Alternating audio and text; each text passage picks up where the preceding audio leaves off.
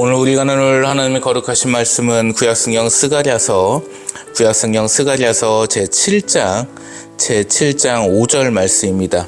오늘 우리가 나눌 하나님의 거룩하신 말씀 구약성경 스가랴서 제7장 5절 말씀입니다. 구약성경 1318면에 위치해 있습니다. 제가 대신 봉독하여 올립니다. 만군의 여호와의 말씀이 내게 임하여 이르시되 온 땅의 백성과 제사장들에게 이르라. 너희가 70년 동안 5째 달과 7째 달에 금식하고 애통하였거니와 그 금식이 나를 위하여 한 것이냐. 아멘. 아버지 하나님 감사합니다. 오늘 하루도 귀한 주일을 허락해 주셔서 생명을 허락해 주셔서 아버지의 말씀을 나누며 아버지의 그 뜻을 위하여 나아갑니다. 이 시간 세상의 모든 근심과 짐을 지고 아버지 앞에 왔사온데 모두 내려놓게 하옵시고 마음의 평안 가운데 이끄시어 주시옵소서. 악한 영을 대적할 수 있는 유일한 무기인 아버지의 말씀을 저희 마음에 심으시어 주시옵고 오로지 이 시간 아버지께 영광 돌리는 시간으로 인도하시어 주시옵소서. 은혜와 사랑을 감사드리오며 우리 구주 예수 그리스도의 이름으로 기도 올리옵나이다. 아멘.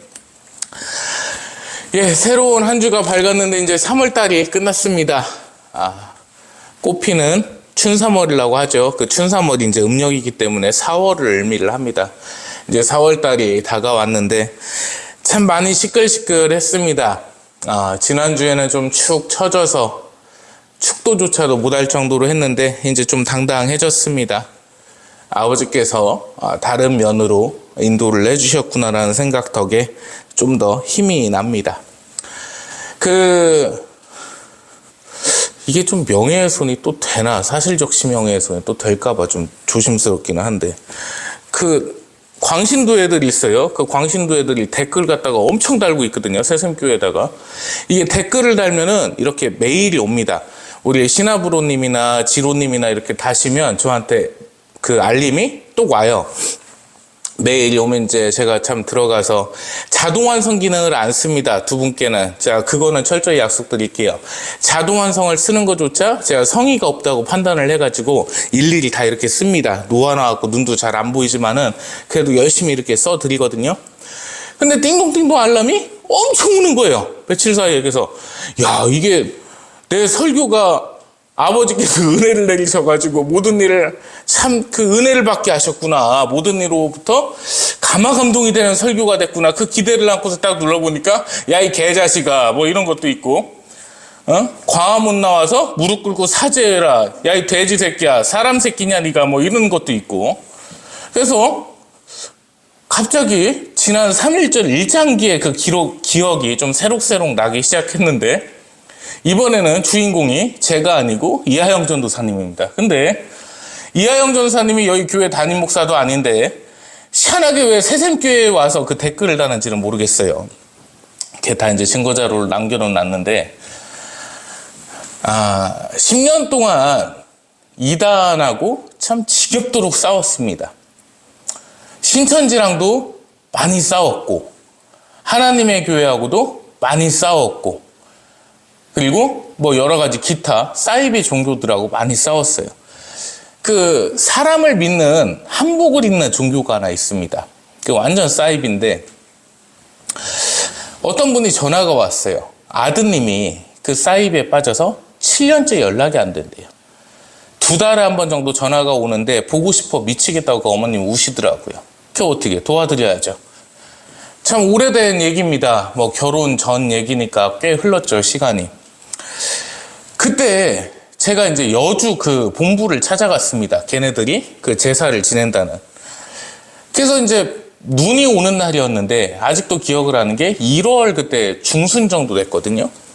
이제 눈길을 갖다가 헤치면서 이렇게 딱 운전을 해서 갔는데 웅장하더라고요. 막 이렇게 웅장한데 앞에 이제 그 지키고 있잖아요. 보통 그냥 일반 교회는 그렇게 하지를 않는데 사이비들 특징이 폐쇄적이에요. 앞에 꼭 경비가 한 명씩 있단 말이에요. 그때마다 좀 더 젊으니까 무서울 게 있습니까? 그냥 바리게이트 갖다 밀고 가버렸단 말이에요. 그래서 이제 밀고 들어가니까 나를 잘못 잡았어요. 밤 11시 정도 됐는데 사람이 없겠거니라고 생각을 했는데 그날따라 자기들 제삿날이었던 겁니다. 실제로 제사를 지내는 특정 일자였던 거예요. 그래갖고 올라가자마자 한복을 입은 애들 약 80명에서 100명 사이가 튀어나오기 시작하는데요. 자, 생각을 해보십시오. 저는 차에 혼자 운전대에 앉아 있습니다. 아무도 없어요. 차 밖에는 한복을 입은 애들 80명이 강강수월 하듯이 쭉 둘러 있습니다. 한밤중이고요. 눈이 내리고 있습니다. 옆에는 막 그 귀신들의 흉상도 서 있고 막 이래요. 자, 어떤 느낌이 들까요? 아, 전설의 고향을 찍는 PD들도 참 힘들었겠구나, 이런 생각이 들 정도로. 80명이 에워싸고 가만히 있으면 괜찮은데 온갖 욕을 하고 문을 탁탁 두드리는데 도저히 겁이 나서 창문을 못 내리겠더라고요. 그래서 썬루프를 살짝 열어놓고서 왜요? 그랬더니 누군데 이제 쳐들어오냐는 거예요. 그렇게 해서 한참 난리를 피다가 결국에는 그 아드님이 집으로 돌아가게끔 했습니다. 근데 이제 나이를 좀씩 더 먹다 보니까 겁이 좀 많아졌던 것 같아요. 이 이단들을 상대함에 있어서 겁이 좀 많아지고 옳고 그름에 있어서 섞였던 것 같다, 이런 판단이 좀 들거든요. 뭔가를 이용함에 있어서 하나님의 편에서 해야 되는데 제 사리사욕 때문에 악과 손을 잡은 것이 됐단 말입니다. 제 스스로 합리화시키기에는 저것들을 이용해 먹는 거라고 생각을 했는데 아니란 말이에요. 악과 손을 잡았던 겁니다. 그래서 제 재정은 점점 줄어가기 시작했고요. 하나님께 영광을 많이 돌리지 못했습니다. 기도가 안 나오고 찬양이 안 나왔습니다. 그게 가장 큰 특징이었습니다. 그나마 정신을 차려서 이제 아버지 앞에 영광을 돌리고 있습니다. 요 며칠 사이에. 그런데 와서 그 욕짓거리를 해대는 행태를 보니까 이런 애들하고 내가 손을 잡았나, 이 생각이 들어서 참으로 후회 막심이었습니다. 예전에 그 이단 사역을 처음 했을 때를 떠올리면서 그 모습대로 이제 가려고 합니다. 흔한 말로 노빠꾸였습니다. 무서운 것도 없었고 겁날 것도 없었습니다. 내가 아버지 편에 서 있기 때문에 아버지께서 당연히 나를 지켜주실 거야 라는 생각이 들었거든요. 그 한복 입은 애들하고 싸울 때 강도사도 아니었고 전도사였습니다. 친한 목사님들한테, 노예 목사님들한테 전화를 해서 본부에 박살내러 갑니다 그랬더니 그런 미친 짓을 왜 하고 있어, 이렇게 이제 돌아오는 답변이 있었고, 드디어 이제 목숨을 버리려고 작정을 했구나, 뭐 이런 대답도 있었고, 오늘 천국 가려고 그러는 거요? 뭐 이런 대답도 있었거든요. 근데 겁날 게 없었어요. 왜? 내가 아버지 편에 서 있는데. 이러다 죽으면 천국 가는 건데요. 근데 그 마음이 퇴색됐더라는 겁니다. 아버지 하나님께 온전히 의지하지 못했다는 거죠. 결코 제 인생에 있어서 이제 악과 손을 잡거나 타협하는 일은 없을 겁니다. 특별히 우리 이하영 전사님, 참 제가 죄송한 마음이 큽니다. 이렇게 좀 제대로 좀 이끌어 줬어야 되는데 그렇지를 못해서 좀 죄송한 말씀이고, 그저께 그 고발장 내실 때 보니까 참 멋있습니다. 역시 투사는 투사입니다. 대한민국 앞에 딱 고발한다는 그 멘트가 아주 멋있었습니다. 그 덕분에 새샘교회 댓글이 상당히 많이 달리고 있습니다. 어떻게 아는지 참 신기하게 찾아옵니다. 이름이나 좀 제대로 얘기하든지. 무튼 저희는 계속 투쟁하겠습니다. 선을 위해서 싸우겠습니다. 선거법 때문에 특정 정당을 찍으라는 게 이제 불법이라고 하더라고요. 이렇게 마이크를 쓰면서 설교 때나 얘기하는 게 이제 불법이라고 해서 어느 당 찍으라고는 얘기 못 하고요. 대한민국 지킵시다. 이번에 그리고 겪어보니까요. 무슨 북한이 지령을 내려서 했다는 다 뻘소리고 헛소리입니다. 그 하나만 우리가 좀 얘기할게요.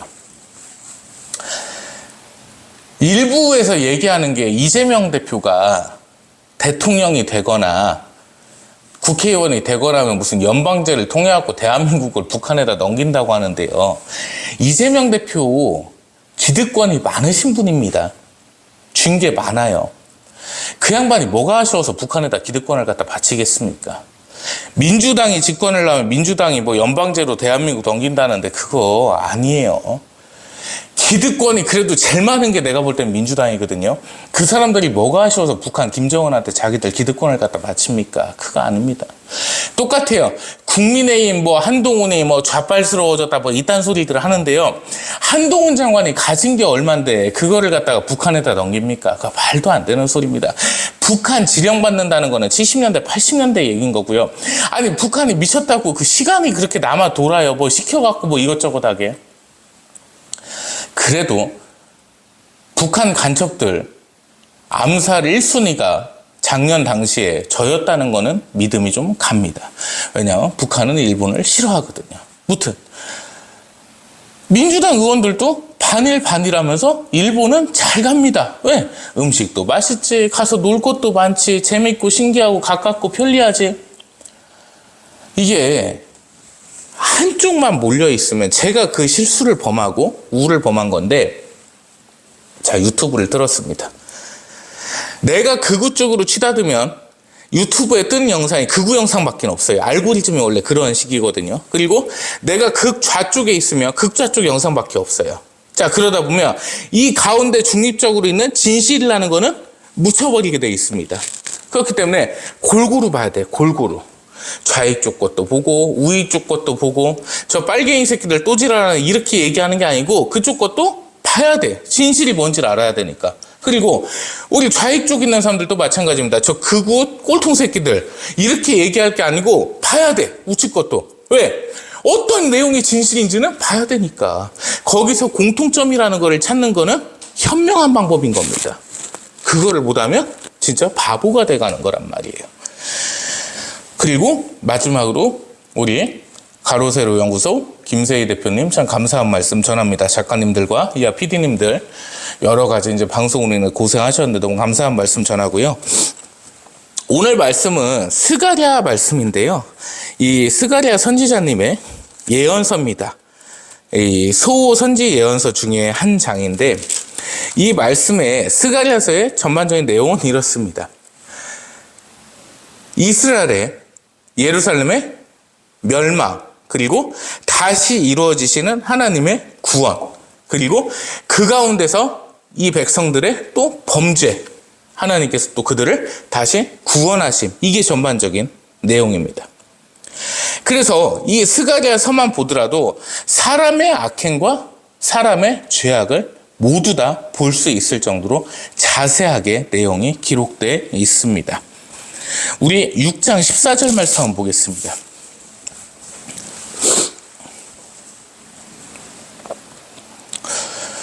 6장 14절 말씀입니다. 그 멸루가는 헬렘과 도비야와 여다야와 스바냐의 아들 헨을 기념하기 위하여 여호와의 전안에 두라 하신지라. 아멘. 네, 여기서 보시면 이 스가랴 선지자님의 아버지는 베레갸입니다. 베레갸인데 1장 1절에 보시면 뭐라고 되어 있습니까? 스바냐는 히스기야의 현손이요 아마리아의 증손이요 그다리아의 손자요 구시의 아들이었더라. 아멘. 예. 그래서 우리가 스가랴 1장 1절을 보시면 이게 뭐라고 나와 있습니까? 이또의 손자 베레갸의 아들 선지자 스가랴에게 이만이라 이르시되. 근데요 6장 14절 말씀을 보시면 헬렘과 도비야와 에다야와 스바냐의 아들 헨을 기념하기 위해서, 이게 좀 다른데 왜 그러냐면, 자, 스가랴 선지자님은 베레갸의 아들이십니다. 그죠? 그리고 이또의 손자신데 이또의 아들로서 표현이 되어 있으십니다. 이 당시에 이스라엘의 문화가 어땠냐면요. 자, 할아버지가 있고 그 할아버지의 아들이 있고 손자가 있지 않습니까? 손자가 아들이 됩니다. 이게 문화였습니다. 그 이유가 뭐였냐면 3대가 하나님의 백성인데요. 맨 위에 할아버지는 엄청 예수님을 잘 따랐어요. 하나님을 잘 따르시는 분이었는데 아들내미가 개박살을 내놓습니다. 그런데 손자는 또 하나님을 잘 따르잖아요. 그런 것 때문에 이 아들을 삭제하는 문화가 되게 많았습니다. 그래서 이 베레갸에 대해서는 별로 나와 있는 게 없어요. 즉 하나님께 영광을 돌린 일이 거의 없더라, 이렇게 볼 수가 있겠죠. 그렇기 때문에 이또의 아들로서 스가랴 선지자님이 표현이 되어 있습니다. 그 스가랴 선지자님의 예언 중에서 이제 좀 중요하고 깊은 부분들만 좀 보려고 하는데, 본문 말씀입니다. 7장 6절 말씀인데요. 금식에 대해서 말씀을 하십니다. 금식 기도라는 것은 하나님 앞에 모든 것을 서원하고 바칠 때 주로 행하는 의식이었습니다. 그런데 하나님께서는 말씀하십니다. 그 금식이 나를 위해서 하는 것이냐라고 2번이나 강조해서 본문 말씀에 말씀을 하십니다. 이 뜻이 뭐냐면, 내가 금식을 하면서 하나님 앞에 무언가를 구하고 할 때요, 그것이 과연 하나님을 위한 것이냐는 거죠. 하나님께서 이 육체를 만드신 이유는 하나님께 영광을 돌리며 하나님을 찬양하기 위해서 만드셨습니다. 그런데 내가 금식을 하는 것은요, 내 몸을 상하게 하는 겁니다. 하나님께 영광이 되는 게 무엇일까요? 하나님의 말씀을 순종하며 하나님께 찬양하는 것이 하나님을 위하는 길일 것입니다. 그런즉 금식은요, 오직 나를 위한 겁니다. 그죠? 나만 생각하고 하나님 앞에 이기적으로 내 욕심만 채우려는 것이라는 말씀을 하십니다. 그런즉 사람이 하나님 앞에 기도하는 것이 하나님께 영광이 돼야 되는 거지, 내 욕심을 채워서는 안 된다는 겁니다. 다시 깊게 얘기하면 합리화시키면 안 된다고요. 내 생각에 갇혀서 내 마음만 가지고, 내 뜻만 가지고, 내 경험만 가지고 하는 신앙생활은 하나님의 반대편이 되기 매우 쉽습니다. 성경은 그래서 우리의 갈 길을 알려주십니다. 그래서 말씀을 늘 가까이 하셔야 되는 것입니다. 그래서 이 말씀을 쭉 보시면 스가랴서 제13장 1절 말씀 한번 보시겠습니다.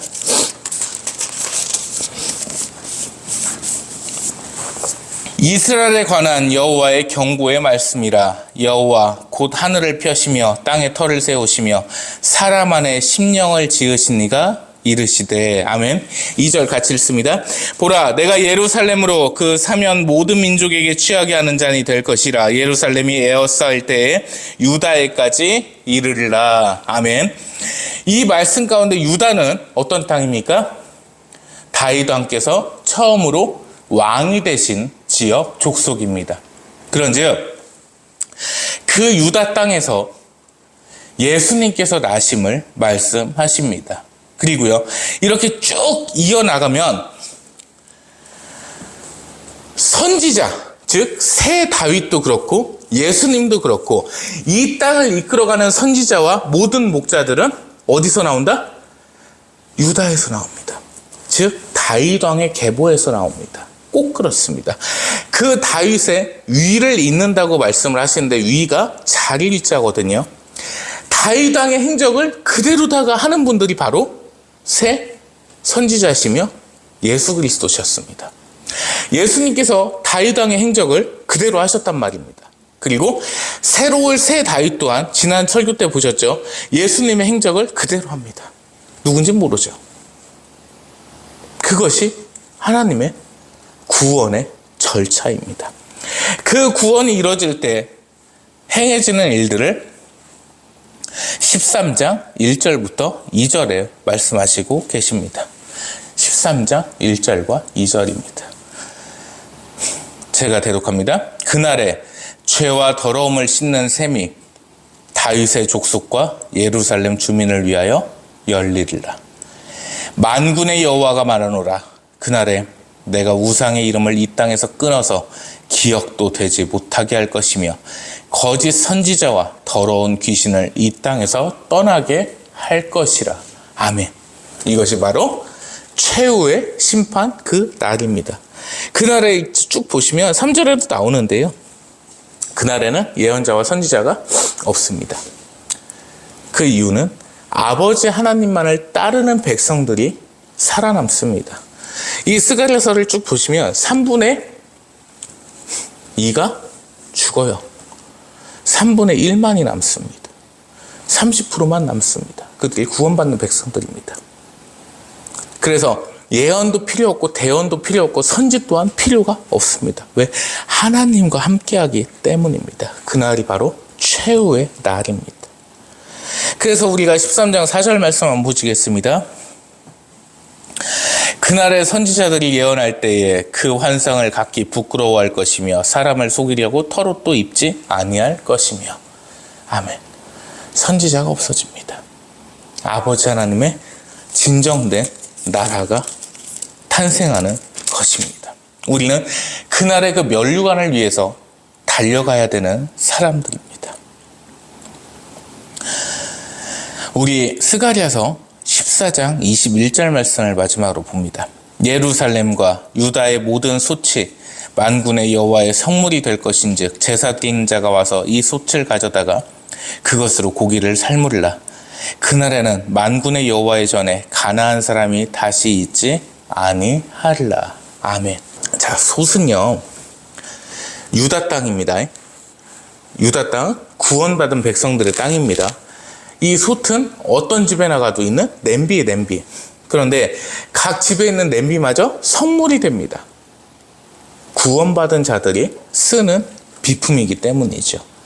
그 솥마저 성물이 돼가지고요, 그 솥으로다가 하나님 앞에 제사를 드릴 수가 있습니다. 그리고 하나님의 성전에는 가나안 사람이 있지 않습니다. 가나안 사람은 어떤 사람들입니까?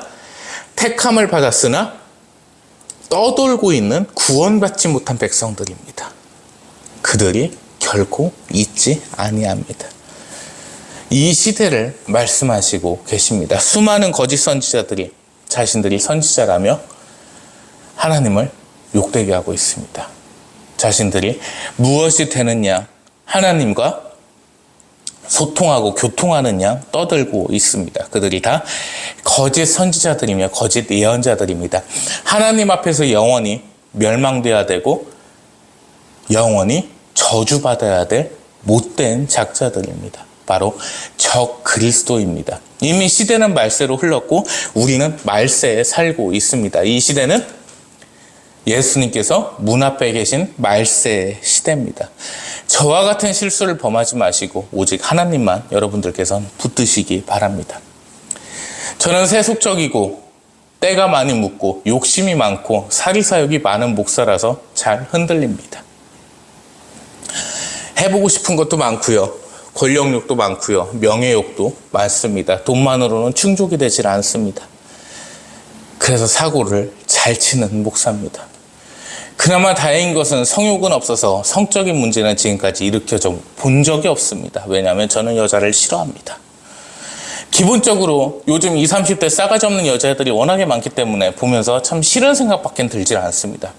엘리베이터를 타거나 하면 20, 30대 여자애들 좀만 싸가지 없어 보이는 표정을 보이면 엘리베이터에서 내려서 계단으로 올라가기도 하고 그렇습니다. 쳐다보는 것 자체도 혐오스럽습니다. 그래서 밤에 식당 같은 데를 잘 안 갑니다. 싸가지 없는 여자애들이 워낙에 많기 때문이죠.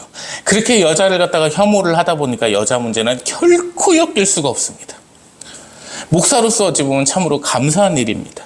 왜? 다윗 왕께서도 그 성욕 때문에 좀 이렇게 하나님 앞에 문제를 일으키실 수밖에 없었고, 솔로몬 왕께서도 물론 뭐 여러 가지 정치 목적이시긴 했지만 수많은 첩을 두셔갖고 좀 문제를 일으키셨고, 하나도 솔직히 버거운데 이 성욕이라는 게 최대한 목사는 없어야 돼요. 없어야지 사고를 안 칩니다. 그 성욕을 가지고서 목사가 여자 그 신도들하고 이렇게 문제 일으키고 미친놈들입니다. 목사가 성욕이 많으면 목사라고 할 수가 없죠. 그런데 이 사리사욕이 더 큰 문제가 되더라는 겁니다. 성적인 문제는 잔잔한 사고라고 치면 사리사욕은 대형 사고가 돼버리더라고요, 이번같이. 그래서 악플이 달리는 것을 보면서 솔직히 겸허한 마음도 들었고, 싫어요 이 표시를 못 누르겠더라고요. 양심에 꺼려서 내가 뭔 짓을 냈나 이 생각이 들었습니다. 무튼 저는 악과 싸우겠습니다. 그리고 반드시 이길 겁니다. 지금껏 이단 사역을 하면서 그랬습니다. 하나님께서 늘 저를 도우셨습니다. 제가 하나님 편에 서 있었다는 것은 믿어 의심치 않습니다. 그러면 무조건 승리하더라고요. 여기 보시면 14장, 스가랴서 14장 6절과 7절 말씀 한번 보겠습니다. 그날에는 빛이 없겠고 광명한 것들이 떠날 것이라. 여호와께서 아시는 한 날이 있으리니 낮도 아니요 밤도 아니라 어두워갈 때에 빛이 있으리로다. 아멘. 이제 낮도 아니고 밤도 아니고 어두운 가운데 광명의 우리 구주 예수 그리스도께서 오십니다. 9절 말씀 이어서 봅니다. 14장 9절입니다. 여호와께서 천하의 왕이 되시리니 그날에는 여호와께서 홀로 한 분이실 것이요 그의 이름이 홀로 하나이실 것이라. 모든 악과 대적하면서 우리 그날만을 위해서 갑시다. 부활절인데요. 예수님께서 우리를 위해서 부활하셨습니다. 우리를 사랑하셔서 이 땅에 오셨고 온갖 수모를 당하셨습니다. 그 예수님 생각하십시다. 사흘 만에 부활하신 그 예수님, 악의 권세를 짓눌러 버리시고 세상을 이기시어 하나님이심을 선포하신 그 예수님만 바라봅시다. 내가 생각한 것 결코 내 생각대로 되지 아니하며 내가 마음먹은 것 결코 내 마음대로 되지 않습니다. 그 예수님의 품 안에서 뜻하시는 대로 이끄시는 대로 가야 됩니다. 그게 우리가 할 일입니다. 그렇게 살아가십시다. 기도합니다. 하나님 감사합니다. 이 부활절 우리 구주 예수 그리스도의 크신 부활을 보며 영광된 부활을 보며 그 앞에 엎드리나이다.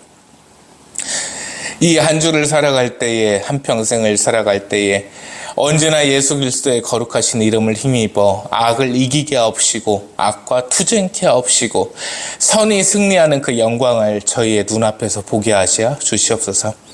이 한 주 힘든 세상을 살아갑니다. 그 가운데서도 아버지께 늘 영광을 돌리며 아버지께 찬양하길 원합니다. 저희의 입가에 늘 아버지 하나님을 향한 큰 웃음만 있기를 원합니다. 아버지께서 이끄시어 주시옵소서. 아버지 원하옵건대 이 한 주 새샘교회 모든 성도들이 아버지의 품 안에서 아버지의 사랑을 노래하기를 원하나이다. 오직 아버지께서 그 뜻을 이루시어 주시옵고 그 기도를 들으시어 주시옵소서. 이 한 주 오직 아버지께만 매달리며 아버지의 편에만 서기를 원하오며 우리 구주 예수 그리스도의 거룩하신 이름으로 기도 올리옵나이다. 아멘. 이제는 아버지 하나님의 무한하시고 크시고도 크신 광명된 영광과 우리를 위하여 부활하신 우리의 구주 성자 하나님 예수 그리스도의 크시고도 크신 은혜와 성령 하나님의 내주교통 감화감동 인도 역사 충만케 이끄시며 도우시며 함께 하심이 이 부활절 예수 그리스도의 거룩하신 부활 앞에 무릎 꿇고 세상의 모든 짐을 내려놓고 아버지의 편에 서길 원하는 아버지의 모든 백성들 머리 위에 그들의 가정 위에 이제로부터 영원 무궁토록 항상 함께 계실지어다. 아멘.